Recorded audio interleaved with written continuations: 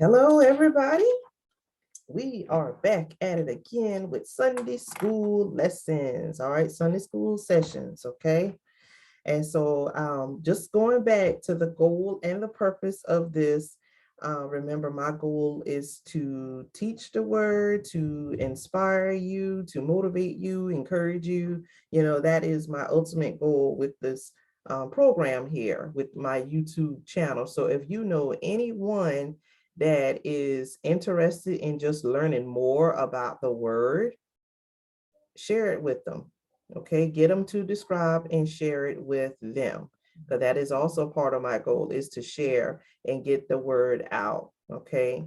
And as we are in this virtual platform here together, feel free to ask me, any questions, leave comments, because I don't know everything. I don't have all the answers. And so part of this too is we are in this to learn together. Okay, we are learning together. Okay. So feel free to email me. You can email me at faithbasedministry2022@gmail.com.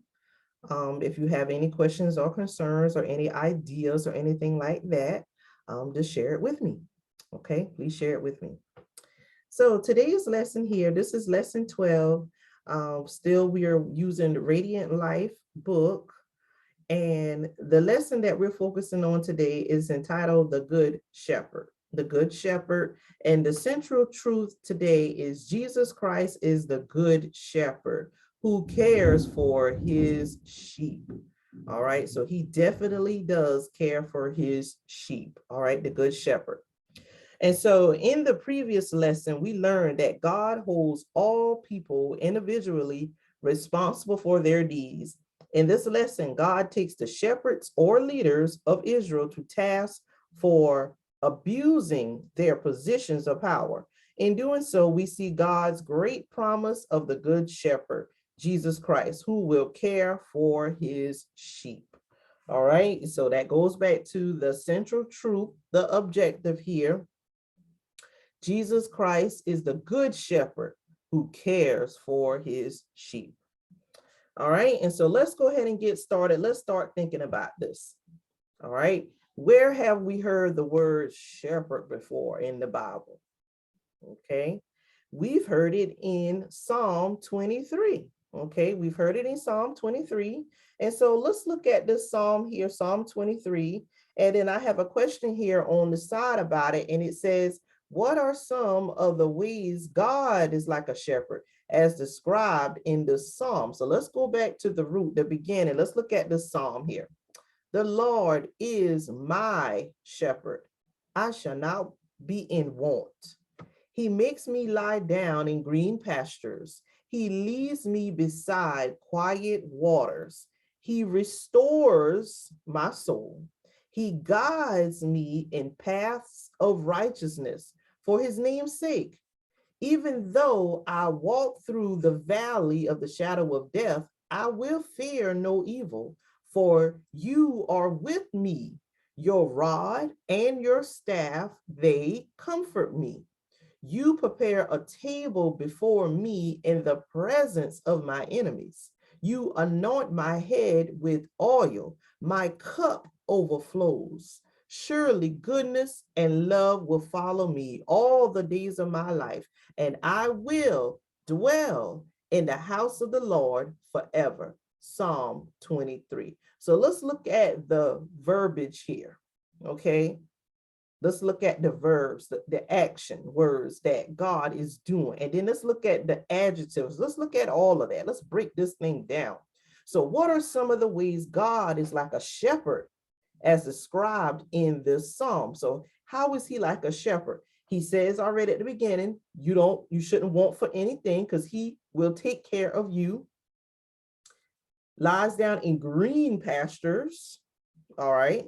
So look at your pastures, look at your surroundings. It's very peaceful, it's very calm. Like it says, quiet waters. You don't have to want for anything. You will have your shelter, all of your basic needs, your food, whatever it is you need. He restores your soul. Okay, it's like a refreshment, um, towards your soul, refreshing you. He guides you in the right path. And even though you walk through the valley of the shadow of death, here on earth, we living in a sinful world, you will fear no evil, because God says, I will protect you with my rod and my staff. I'm going to protect you from all hurt, harm, or danger. I'm going to prepare a table before in the presence of your enemies. Those that don't like you, don't worry about it. Okay, I got them. He's going to anoint your head with oil. Your cup will overflow. All right. And surely goodness and love will follow me all the days of my life, and I will dwell in the house of the Lord forever. So here, God is explaining and describing to us what he is going to do for us. Okay. And this is what he wants to do for others. He wants us also to live this type of life. And if we have the resources to help somebody else, that's what he wants us to do too. He wants us to be the good shepherd. All right, the good shepherd, going back to the title, the good shepherd. So in Psalm 23, the Lord describes for us what a true shepherd should do. In doing so, we are reminded that our human shepherds, as spiritual leaders, are accountable for the welfare of the sheep that God has placed in their care. So these leaders that we have out here, these spiritual leaders, they have a big job, a big responsibility. Okay. And this is their job. If they're the shepherd, if they're the leader, then this is what God says that they are required to do for their flock, okay, for their sheep. This is what the shepherd is responsible for doing. So once again, he supplies your needs, those green pastures, those quiet waters, refreshing your soul, guiding you, protecting you from all hurt, harm, or danger. That is what they are responsible for doing, and they are held accountable for that. Okay. And so let's look a little further here in the reading here. It says, God cares for his people like a shepherd cares for his flock. He is the perfect example of what a shepherd should be. As the great shepherd, God will not tolerate those who abuse and mistreat his sheep. In Ezekiel, the 34th chapter, the Lord scolded the human shepherds or leaders of Israel for being negligent and selfish in their duties, only looking out for themselves. While God was speaking specifically to leaders, we must be aware that he expects all believers to exemplify servanthood and to care for those around us, especially those in need. Right there. So it is our or the shepherd's responsibility, those spiritual leaders. And so here, right here too, I wanted to share this with you in looking at the day-to-day routine of an actual shepherd. And with this actual shepherd who is out there watching the flock, this is what God is showing the spiritual leader too as well, what they are held accountable for and what they are responsible for doing. So the shepherd's task. So you're looking here, it says lead the flock to pasture and ensure they have adequate food and water, protection from predators such as wild dogs and other dangerous predators. Make sure the sheep are free from parasites such as worms and other insects that cause disease, and prevent overgrown fleas from causing the animals to overheat, and helps to relieve any infestation of ticks, lice, mites, or maggots. So that is their responsibility as the shepherd. He has to protect and watch over his flock. Okay, the shepherd's task. So now let's look at Ezekiel, the 34th chapter. So this is going to be our focus here and looking at, well, what was going on at this time of Ezekiel, since we're still focusing on Ezekiel in this lesson here, and why God stepped in and was telling him different things about being a good shepherd. Okay, being a good shepherd. It was necessary. So here it says, part one, wicked shepherds described and judged. All right. So it's letting us know that there were some wicked shepherds. Everybody who was a spiritual leader wasn't doing a good job. They were not doing a good job. And so here God is getting on them. He is scolding them because he said that y'all are responsible for my flock, but y'all not doing what y'all supposed to do as a spiritual leader. Okay. And so negligent shepherds condemned. So let's look at Ezekiel, the 34th chapter, the 1st through the 9th verse, and look at what God was telling Ezekiel here, because Ezekiel was the prophet. And remember, he was the watchman. Okay. Remember, that was his task, his job. And he was a prophet. He was a messenger sent by God to lead the people down the right path during this time of chaos, where the people had now been conquered by the Babylonian Empire. And whenever they were conquered by the Babylonian Empire, God is also blaming the spiritual leaders. He's holding them accountable for all of this chaos and stuff that was going on, and looking at, well, why were they conquered? Why did God allow this to happen? And one of the reasons he allows this to happen is because the people were not living right. They were worshiping idol gods, okay? They broke the covenant that he had established with them. So this is why now the city has been conquered, and God has sent his prophets to forewarn the people, to foretell the people of what was going to happen, but the people failed to listen. Okay, they failed to listen. And so Ezekiel was one of those prophets here. And Ezekiel was one of the ones too that was captured and sent in exile. And so now Ezekiel is among the people here delivering still messages from God. And so here is it, what he's saying. Ezekiel, the 34th chapter, the 1st through the 9th verse. And it says, the word of the Lord came to me. Son of man, prophesy against the shepherds of Israel. Prophesy and say to them, this is what the sovereign Lord says. Woe to you, shepherds of Israel, who only take care of yourselves. Should not shepherds take care of the flock? You eat the curds, clothe yourselves with wool, and slaughter the choice animals, but you do not take care of the flock. You have not strengthened the weak, or healed the sick, or bound up the injured. You have not brought back the strays, or searched for the lost. You have ruled them harshly and brutally. So they were scattered because there was no shepherd. And when they were scattered, they became food for all the wild animals. My sheep wandered all over the mountains and on every high hill. They were scattered over the whole earth, and no one searched or looked for them. Therefore, you shepherds, hear the word of the Lord. As surely as I live, declares the sovereign Lord, because my flock lacks a shepherd, and so has been plundered and has become food for all the wild animals, and because my shepherds did not search for my flock, but care for themselves rather than for my flock, therefore you shepherds, hear the word of the Lord. Okay, so this is the Lord getting on them. He's getting on them. Like all y'all did was sit there and worry about yourself and did not take care of my flock. Talking to the spiritual leaders, he's really getting on them because he holds them to a higher standard. Okay, and so here it says, Jesus said, when someone has been given much, much will be required in return.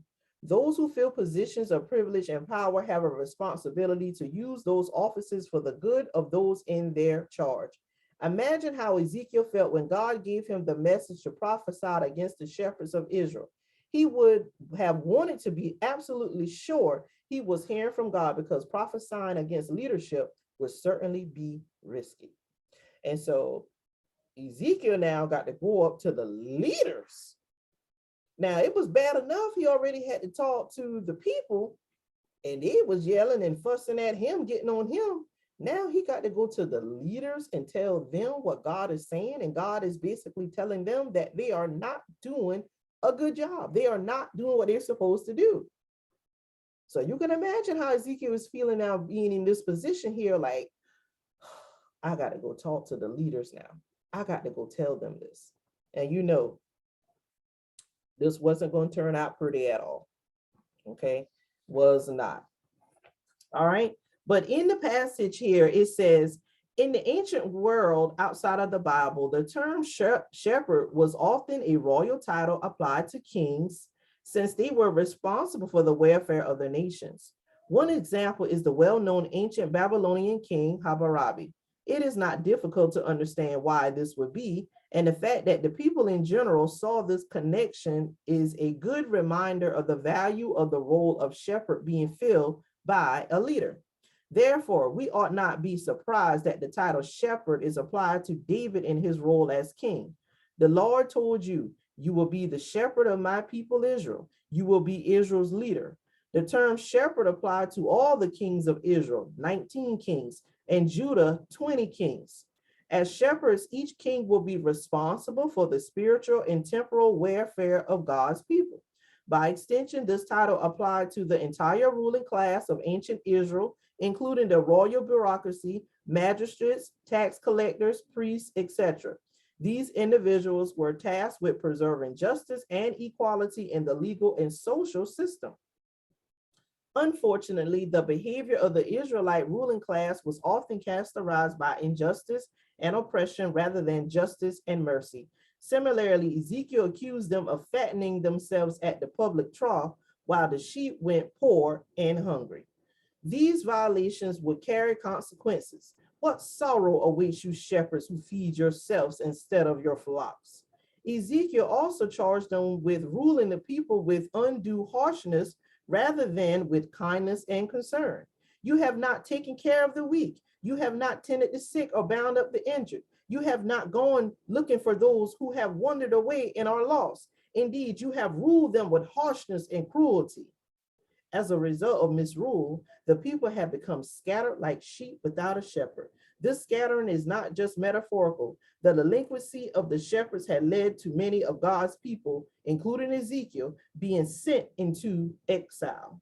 Nevertheless, the shepherds did not seek the lost sheep like a good shepherd would. They cared about the sheep only to the extent that they could enrich themselves at their expense.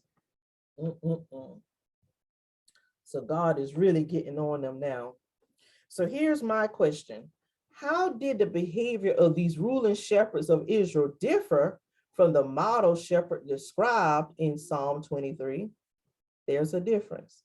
So now we need to compare. Let's look back at Psalm 23 and now compare it to how the shepherds of Israel was treating their flock.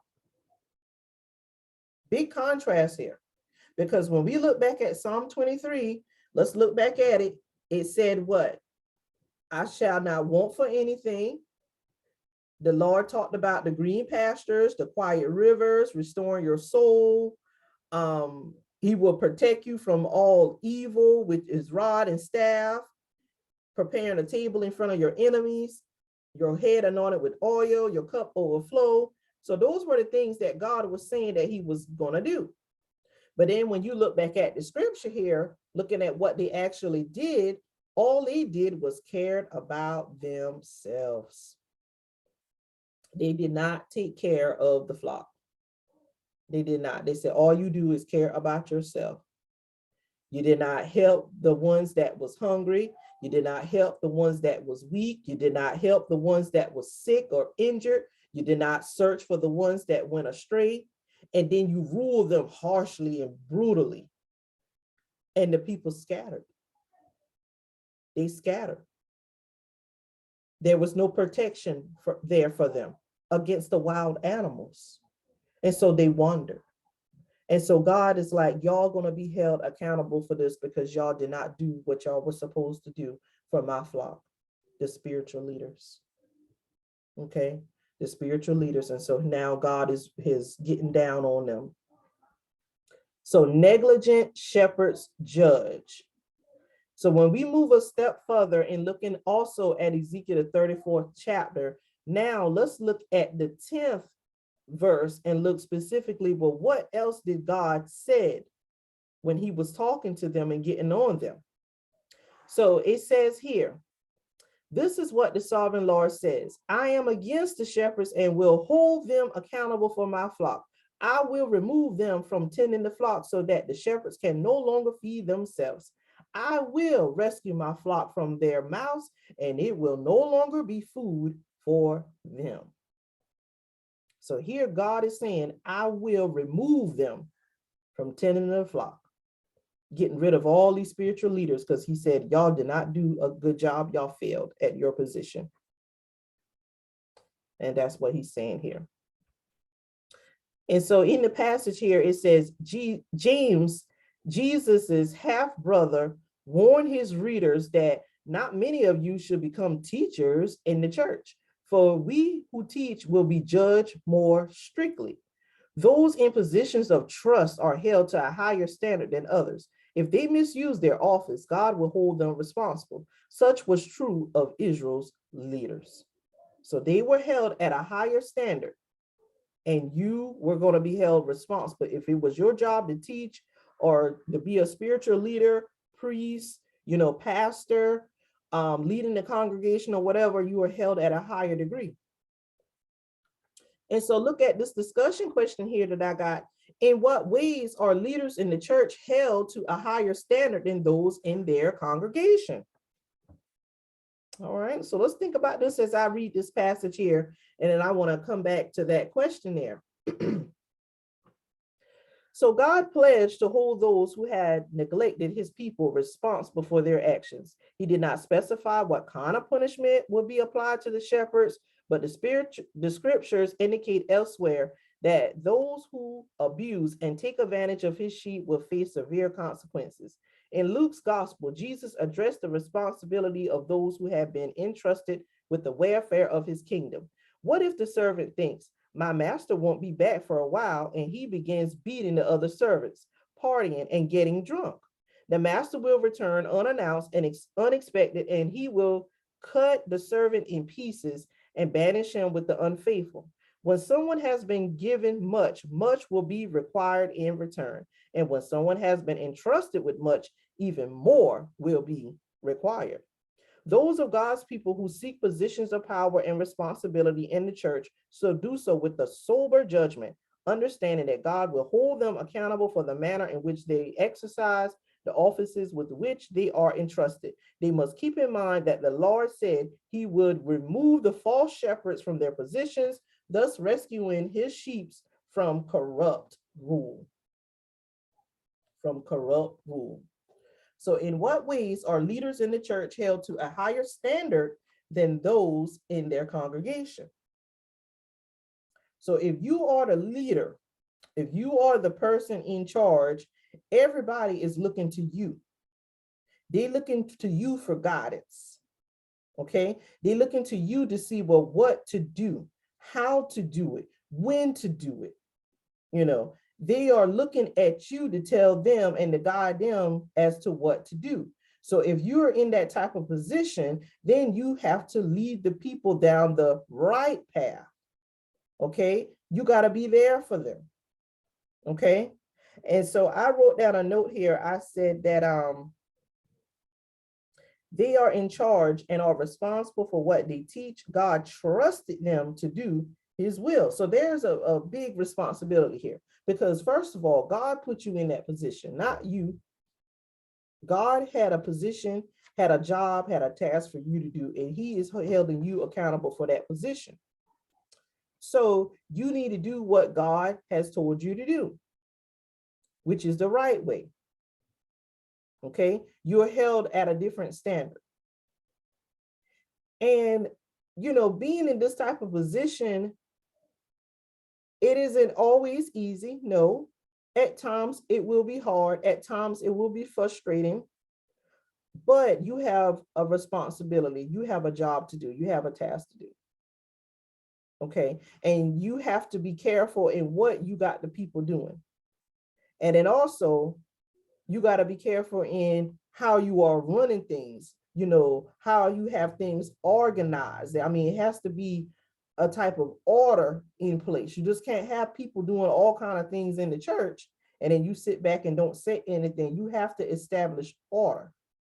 Okay, you have to guide them and lead them down the right path. And here in this situation here, what we're talking about with Ezekiel is he feels like the spiritual leaders are part of the reason why the city of Jerusalem was conquered. He said that the leaders were not doing what they were supposed to do. And since they failed, wasn't doing what they were supposed to do, now the city has been conquered by the Babylonian Empire. So he is now getting on the leaders, saying that y'all were responsible for this because y'all could have prevented this from happening. but y'all were too busy worrying about yourselves, thinking about yourself, being selfish and not helping the people, not there for the people, not teaching them the right way, not feeding them, not helping the sick, not helping the poor, not helping those that might have been injured or whatever the case may be. You wasn't there for them at all. You didn't help them at all. So the people scattered. And when the people scattered, then here comes the wild animals coming in and attacking them. And here God is using it as in a way of a shepherd, but he's talking about people. He's talking about people. He is using the shepherd as a symbol, using, imagery is what they call it. But he's talking about the people and the spiritual leaders and looking at what they were doing and not doing. And now God is angry and God has scolded them. And so I don't know about y'all, but I don't want God angry with me. All right. I'm going to do what he tells me to do. Okay. Because his anger is different from human anger. All right. So now these people here are, we're looking at now when they're getting scolded by God. Okay. All right. So this right here is concluding part 1. Wicked shepherds described and judged is what we just looked at. We looked at the negligent shepherds condemned, and we looked at negligent shepherds judged. So they have been condemned for their actions of what they were doing, and now God is judging them for their actions and what they were doing. Okay, and so here it doesn't give us, the exact punishment that they were about to receive. But one punishment overall is that they have been conquered. Their city has been taken over. Okay. But I'm pretty sure God is going to deal with each of those individual in his way and how he is going to handle them and address them for not obeying his rules. All right. So now stay tuned now for part 2. Let's hear the rest of the story and find out what happened. Okay. And so part 2, it says wicked sheep described and judged. God getting on the sheep too, which is the flock, which is the congregation now. So stay tuned and see what happens with the congregation. All right.